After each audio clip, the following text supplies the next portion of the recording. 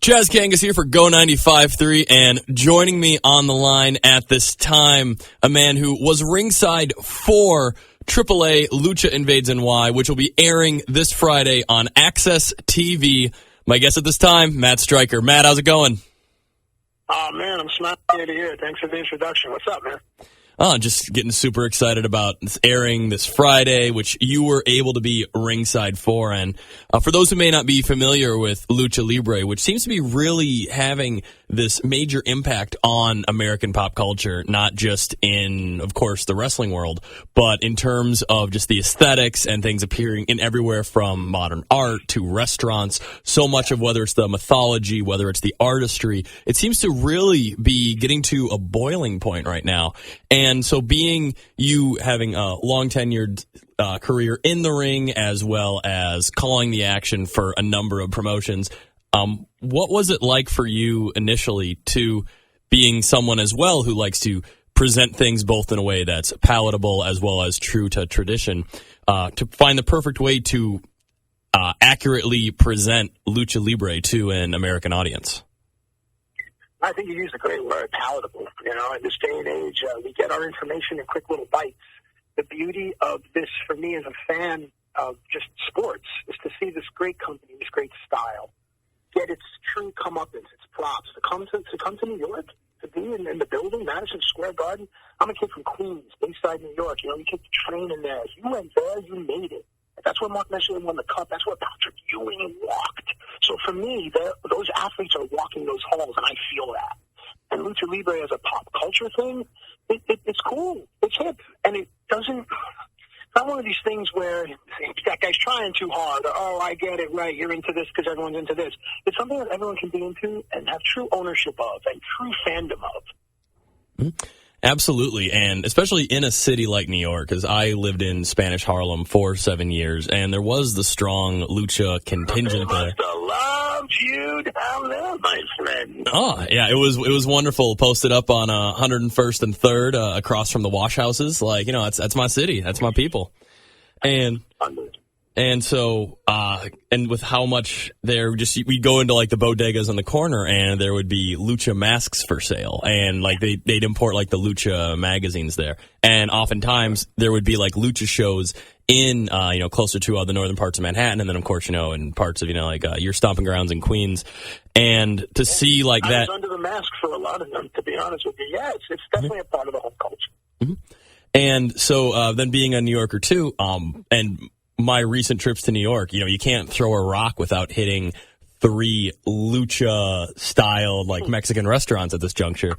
And even traveling around a bit, I was in Seattle in April, and I was completely surprised to see it. There is a lucha-themed gay bar in Seattle. So, which is... Of course there is. Yeah, wouldn't it be? Absolutely, right. But just in terms of just permeating so much of the culture, what do you think it is about, like, right now, specifically in 2019, that people are really embracing the lucha mythos? I think nice, another great word. I think that when you watch it, you will see that it's true. It's not forced. We're not stupid. We see which trends are true and which are forced. And Lucha Libre, I think, has this. So the colors are there. The masks are beautiful and they have significance. There's backstory. It's his son wrestling his uncle's brother. There's so much intrigue. And if you can get lost in the colors and the offense is so unique, then the underneath, the athleticism, because we know what wrestling looks like, the athleticism of Lucha Libre is entirely different. Pay attention to the footwork.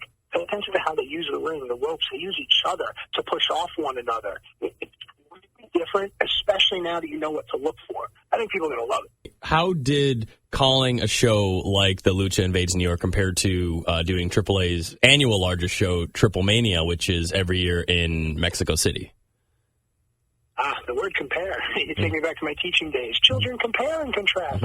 So I learned early on, and I think even listen, you as a writer or an MC or a musician, an artist, anyone should at some point learns not to compare their work. So you treat each approach, each work, as if it is the Madison Square Garden, even if it is the Bingo Hall in Queens. I always say this. I'm a huge baseball fan. Joe DiMaggio, he was running. There was a foul ball hit. He was booking for it, and he missed it. He went into the stands, and a rookie, I forget who asked him, that's like that all the way down the line for a ball you know you're not going to catch. And Joe DiMaggio says, there's a kid in this building, in this arena, in this stadium that's never seen me play before. I can't go on the belief that he knows who I am. So that's how I approach every show. It's just, be Joe DiMaggio. Nice.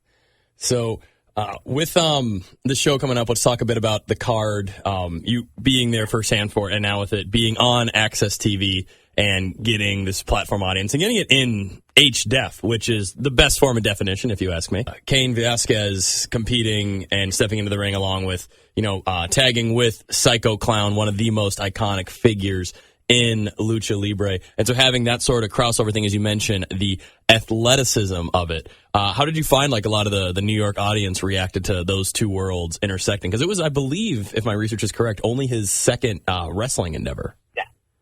Yeah. Cain Velasquez, of MMA fame. I mean, he's got to beat Brock Lesnar, and if you follow wrestling, Brock Lesnar's a big dude in WWE. I've met Brock Lesnar. He's legit. No one can beat him up. But Cain, fought him and stuff. So that crossover appeal was huge.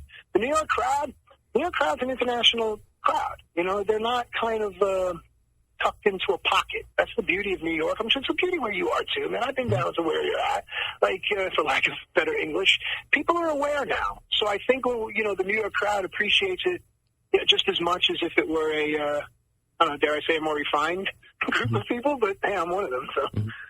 Yeah, the quick side thing about Brock Lesnar, and speaking of being down here, back in spring 2000 when he was going on his tremendous NCAA and All-American run, he was sitting, and we knew who he was because it was on the news.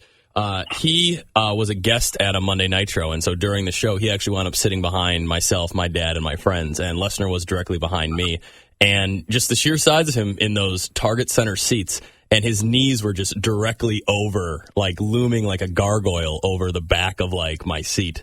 And it was just kind of one of those, he's a large gentleman. I can see why there's interest and why he's having this success. So, yeah. So cool. So elsewhere on the card, we also have the Lucha Brothers, Pentagon Jr. and Phoenix, defending the AAA World Tag Team Championships against LAX. Of course, Lucha Brothers right now with being so visible in so many different promotions, and from the jump, going from really being one of the breakout stars, one of the main reasons people were initially tuning into Lucha Underground during the initial season of that. And then, of course, LAX, who they perform here locally at the First Wrestling, Eric Cannon's promotion out here. So, and actually, Lucha Brothers do as well. So, having both of them square off in a place like Madison Square Garden, and especially the difference is in between, Lucha tag rules and the more straightforward, typical American sort of tag rules. So, what was it like witnessing that sort of collision? Well, see, I think that's the beauty. You asked, the Lucha Libre, why is it different? Why is it different than the older wrestling I've known or whatever? Because it gives you everything, right? So we hit on the Cain Velasquez, and there's a real tough, big guy, knock you out. Then there's also this high-flying, absolutely amazing, to me, it's Lucha 3.0. It's where Lucha Libre should be in 2019. You've got guys like Pentagon and Phoenix, colorful masks, backstories and the significance of the mask, but beyond that, they are 21st century warriors. They fly. They do all kinds of stuff where you can question and say, I know it's entertainment. That was a good stunt. No, these guys are special. And for me, as a fan of athletics, to see them perform is one thing. The kids in LAX, I call them kids, Santana and Ortiz, I remember them from the beginning, when they were first starting out. You ever see an old picture of yourself and your hair's big and your clothes, you know what I mean? Yeah. I know them from their awkward stage. Those two guys to walk out in that building, man, I said on commentary, I got legit, kind of choked up to see two kids from New York do that. So that to me is beautiful, and I think that comes through the screen. I think when people watch it, now that they know that, and I try to say it with Ugo Savinovich as much as I could, that match meant so much more than just four guys doing stuff. And lastly, the Lucha rules is something that I think a new viewer should know. It's not what you're used to where you're supposed to tag in, supposed to tag out. The referees are just like the fans. They want action. So they it's a traditional thing. It's not in any rule book. They let the guys just kind of go tornado. And there really isn't much structure, but that's how life should be. Artists should be allowed to create. Absolutely. And what better canvas than Madison Square Garden? Yeah. There you go. It's everything it needs to be in more. Yeah. Yeah, and then we also have the Reina de Reinas match with Tessa Blanchard against another regular at First Wrestling out here, Taya Valkyrie. So, and especially, you called the Triplemania match last year, which I think was the best women's match that year with Lady Apache. And with the history, it's also been different for a long time as well, the presence of women in Lucha Libre. That's something else where I kept saying that's the thread, where this is an honest thing that you can get behind. There are a lot of people that are jumping on things because they're cool to get behind. But deep down in your mirror check if you've always felt that way or not, and you're not saying something because everyone else is saying it. So Lucha Libre has had strong women through its entirety. It's almost like if you go all the way back through and you go to study, ancient civilizations, a strong woman isn't new. And Fabi Apache is the matriarch for me. So when Taya and Tessa, not surpassed, but came into the picture, it said more about Taya and Tessa that they're now in the same breath as Fabi Apache than anything else. I watch those two athletes. I don't say girl, guy, boy, because whatever. Athletes do some stuff that night in Mexico City that I didn't think they could top. But they topped it with emotion on this show, and I think you're going to see that. And it's really interesting to watch, to put myself in their shoes. If they let it get to them, what must they deal with as athletes? I know what I had to overcome, when I was competing. What must they overcome in order to become a champion in New York City? There's a lot that goes on emotionally. Yep, definitely.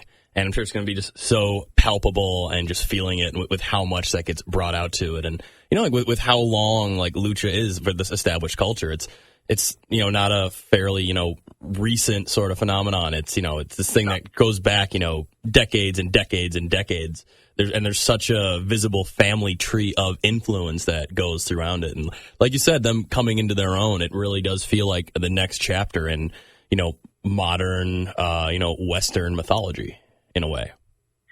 And I was talking to someone about this, and it's interesting you bring it up because as I was talking to this person, they kind of couldn't grasp what I was saying. I feel like you could, and the listeners could, and the readers could.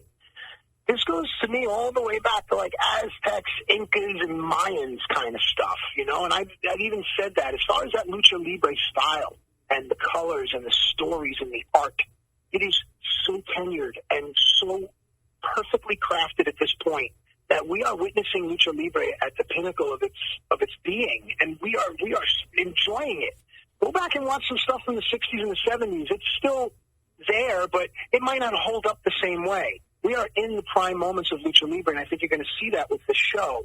It's the culmination of centuries of work and creativity and artistry.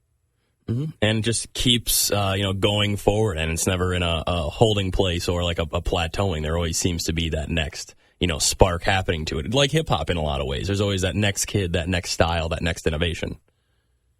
Absolutely. Mm-hmm. I mean, I remember growing up and listening and thinking to myself, 20, 30 years later, am I still going to have Rakim in conversations? That's amazing. And that's a testament to when people want to do the whole, who's best MC? I mean, that's subjective, but you can still mention Rakim. And for me, that was from my time.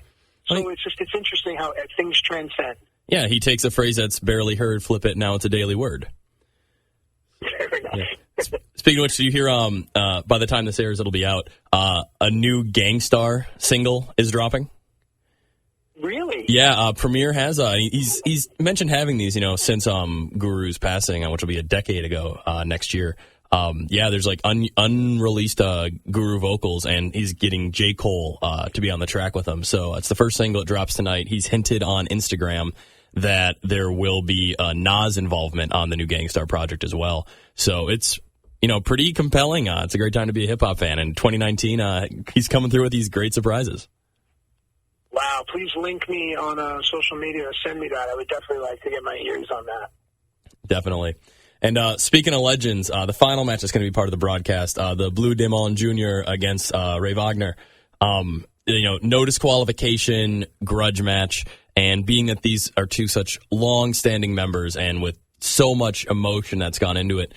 What does it mean to have like these two legends still being in such a forefront of, you know, what's happening in the modern lucha world and the history and the importance of tradition in Lucha Libre?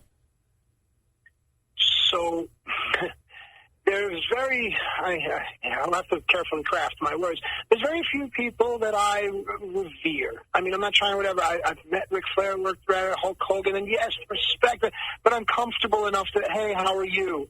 There are very few where I get that, like, kind of quiver in my gut. And for me, it's Wagner, and Demon is just... There's something about them. They're always dressed well. You can tell when he was in the room because there's a cologne to it. Normally, as an announcer, I try to do my part in not crafting the story, but putting a spin on what the artists are doing in the ring. With this one, and these are two, like, ancient Aztecs sitting cross-legged around the fire telling you the tale. And you're this young, you know, boy or girl listening. You don't interrupt. You don't offer, hey, what if maybe the dog ran away? Shh. You just listen and let these masters craft their story. And that's what I did with them. Like, that was special for me. Spectacular. Well, thank you again so much for this. This airs Friday night on Access TV, AAA Lucha Invades New York. Matt Stryker, thanks again so much. And before we get out of here, and we bonded over this over Mania weekend with you being a huge hip-hop fan, anything we could play for you to help set the mood for what's going to be going down this weekend? It's Brother Ali. It's bye. You ain't never going to see me again. If I could help a little fella, take it easy. I don't know the name of it. Screw it. Play Sideways, and I'm out.